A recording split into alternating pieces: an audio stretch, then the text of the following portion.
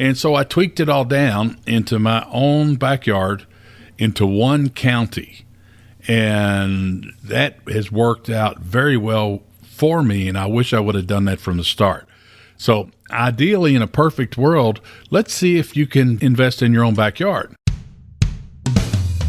You're listening to 5 Hour Real Estate Week, where you'll learn to consistently buy real estate in only 5 hours a week. So if you're ready to invest in real estate, achieve financial freedom, and own the lifestyle you deserve, even with your job, this is the show for you. Now, here's your host, Mike Butler.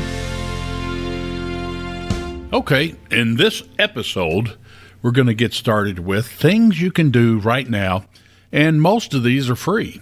So our goal is, imagine having 20 nice rentals paid for and do it in 3 to 5 years, even with your job. So for starters, let's think of a business name for your business. Now, take some time, don't willy-nilly it, but this is going to be your pride and joy. And in fact, my wife and I, over 30 years ago, we spent a lot of time, energy, effort thinking about that. And in my situation, I could not say Butler Properties. You know why? Because I was a full-time police detective and I'd worked uniform, and in the areas that I was investing in, there was a lot of knuckleheads, let's just say, okay? And if they saw a sign that said Butler Properties and they knew, oh, that's Detective Butler's, that's Officer Butler's Properties, I think they would be a target for vandalism. So I wiped that out right off the top. So the business name, in my situation, we went with Vista, Vistaky, and Vista was when I had a job. One of my deferred compensation plans was a mutual fund called Vista, and it did very well. So I said, okay, Vista. I wanted something short and sweet, and so Vista Properties, Inc. was our business name. Now, what about a slogan? You got to have a slogan that makes sense about what your business does. And so I like to kill 3 birds with one rock. And so my slogan was, we buy houses, we rent homes. Okay. Now, my good friend and old fart over off Dixie Highway, who's since retired and gone down to the Wonderland in Florida, his slogan was, it was Frank Aiken, and he was a broker. And it said, buy, sell, rent, trade. But just buy, sell, rent, trade, it effectively communicates what he does in his real estate business. So think about those two things, okay? Because odds are those are going to last you, at least the business name and that slogan should last you your entire real estate investing career. Okay, next up, here's something free. Get a Gmail account. If you got a Yahoo or one of them others and all that, I don't understand those. I see where people have them. But with a Gmail account, if you don't have one and you're anti-Google, anti-Gmail or whatever, get with it. I mean, Big Brother's up our butts everywhere without our choice of looking at it there. But anyway, so get a Gmail account, because here's why.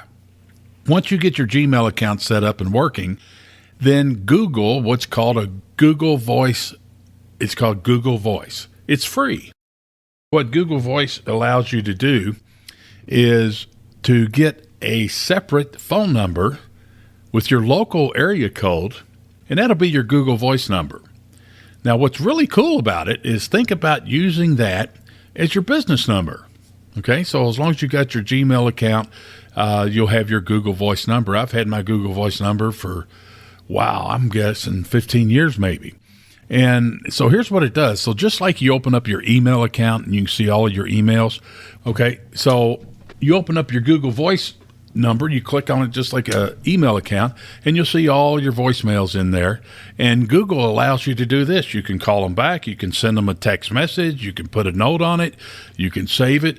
That is awesome. And you can also do one other thing. So here's what I have mine set to do. So my Google Voice number, okay, rings to my cell phone. But I want to know that it's coming from my Google Voice number, so I set it so my Google Voice number is displayed on my cell phone. So if I were in your shoes and you set this up properly, you can use your cell phone for all your family and friends and things like that. But take that Google Voice number, use it for your real estate business, and then when somebody calls that number, you'll see that number displayed on your cell phone, so that, that's for my real estate business. And you can either answer it or let it go to voicemail or whatever you want. So that's pretty cool. And it's free. It's free. And then on top of that, okay, you can check a little box in there, and all of your voicemails are transcribed to text and emailed to you. So I haven't listened to a voicemail for probably 12 or 15 years or so when this Google Voice stuff started. And so that's a big freebie there, okay? And I got real hyped up, excited about it, and I went and got me like 10 different Google Voice numbers, okay?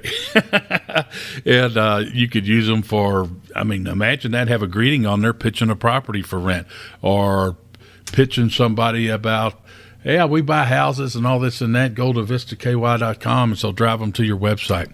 So that'll work pretty cool.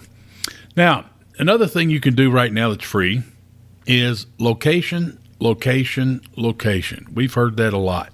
And with location, I prefer that you can invest in your own backyard. And that's what I recommend. That's exactly what I do. And so I started off being like Waffle House hash browns, splattered, smothered, whatever, and all this and that. And so I tweaked it all down into my own backyard, into one county. And that has worked out very well for me, and I wish I would have done that from the start.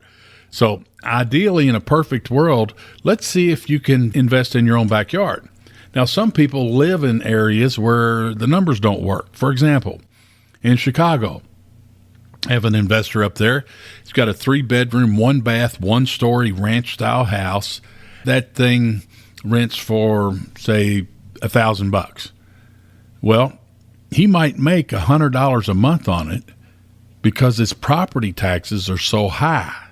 He could take that same house, put it on a trailer or something, haul it down here to my town, Louisville, Kentucky, and he'd have $300 more a month he could put in his pocket simply because the property taxes are less. That's a pretty big swing, okay? So think about that. So when I say location, let's see if your own backyard will work. Try to buy houses that are built after 1978. Why is that? Because of the lead-based paint issues, okay? Houses built before 78, in order to get an FHA loan, they had to have 2 coats of lead-based paint in them. Then they decided, lead-based paint's bad for you. So now, effective 1978, they cannot build any houses with lead-based paint in them. But me and you, as rental property owners, landlords, we have to give EPA booklets that protect your family from lead in the home. It would just be nice if you can target and try to buy houses that are built after 1978. It's just a lot less environmental issues. Now, if you can't invest in your own backyard, do your homework to find the county. I didn't say necessarily city, but the county you want to do your buy and holds in. Those 20 nice rentals you want to get and have them paid for in 3 to 5 years. So I want you to find one county, and I prefer you to do one county like I do one county because I've got one everything. I've got one set of landlord-tenant laws. I've got one legal team. I've got one county courthouse to deal with. I've got one, let's call it city ordinances, code enforcement, housing codes, all this and that. Okay, and that works pretty well. And in Louisville, Kentucky, we're on the most northern tip of the United States because you cross that Ohio River, then you enter into the brand new southernmost province of Canada. It's called Indiana. And to get an attorney to go from my town to cross that bridge to go over to Indiana, I'd have an easier time getting them to go to Baghdad or Afghanistan or Moscow or somewhere. And it will save you money. You don't have to deal with it makes it so much easier. Try to target that. So here's what you do, okay? You're going to look at the local governments. Are they anti-landlord? Are they pro-landlord? You're going to look at the local landlord-tenant laws there. Do they have rent control, fair housing? What's the eviction process? If they violate their lease, what's the process to get them out with that? You're going to look at property taxes. I mentioned fair housing, but you've got federal fair housing, state, and local. Occupancy certificates, those are kind of cumbersome. I hear a lot of folks complain about that. The weather. Far north has brutal, extreme cold winter. Okay, I want to avoid that. Okay, as far as I'm concerned, I live on the most northern tip of the United States, and if I were going to invest, I'd do it in my own backyard, which works well for me. Okay, all those things fit. And if I were going to recommend you to do something, is to do my town or south, because you don't want to get into those super extreme cold weather things, frozen pipes and just snow on the roofs. It's just brutal. So avoid those. Now, California people, they invest in my hometown. And why is that? They invest in my hometown simply because they can make money. Okay, rental properties work in my town. They don't work in California. I told you about the Chicago investor, same house, moved it to my town. They make $300 to $400 more a month. So your objective is to find one county. Yeah, I'm using county instead of city because my background, in law enforcement, anything that happens within that county goes to that county courthouse as far as legal issues and court and all this kind of stuff. So find one county that you can invest in to do your buy and holds. Now, you can do other kind of deals all over the place, anywhere USA. If you get a great deal on something, that doesn't mean it's going to be a buy and hold, but you can sell it to another investor. Okay? So buy and holds. Demographics. Take a look at that county, that city. Is it growing or is it dying?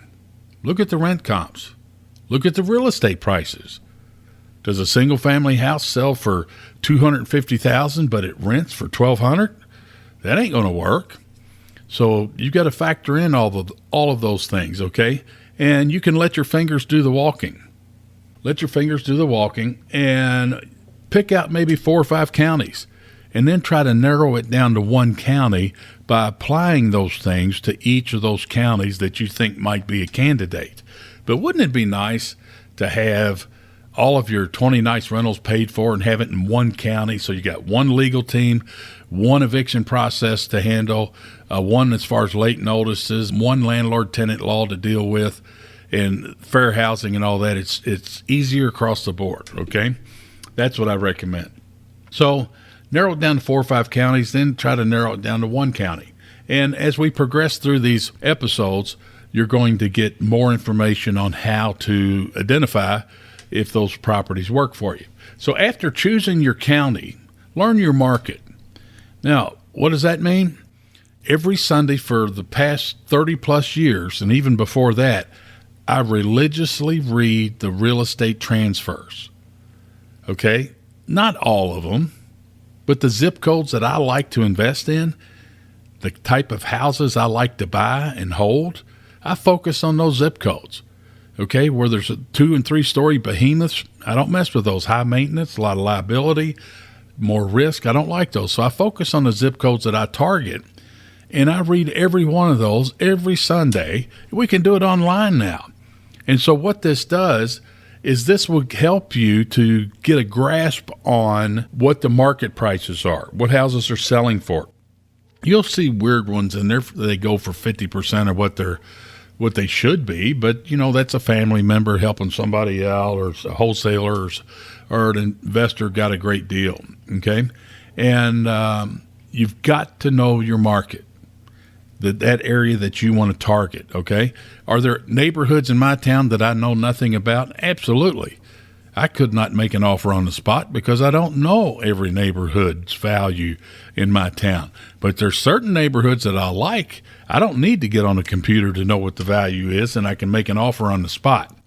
So when you know your market, this allows you to confidently pull the trigger to make your offer when a deal pops up.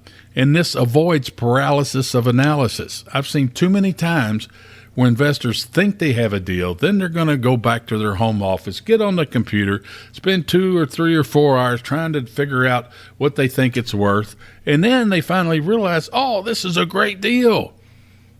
And they call the seller up, and guess what? Ba-boom, it's gone. Somebody else done snagged it up. Okay? So avoid paralysis of analysis, and the only way you can really do that is to learn your market, know your market.